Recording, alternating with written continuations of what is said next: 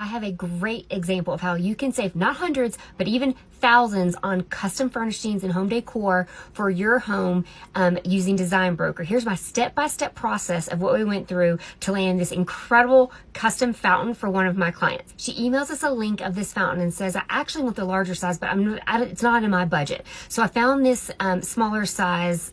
Can you give me a quote? So of course we're like, sure, but let me see the larger size as well. So we track down the larger sizes manufacturer and we go direct and we ask for a quote directly from the manufacturer on the larger one, and then we can quickly provide her a quote from Williams-Sonoma because it's more simple. And so when I email her back, I was like, listen, I don't have an account set up at this place. Give me a few extra days to set up an account. We get approved and we set up the account, and the rep is amazing. Not only does she send us a quote back, then she tells us how much we can customize this fountain. I share all this news with the member, and while the bigger one is a little bit more, but since I went direct, it was a lot less than what her and her husband were expecting.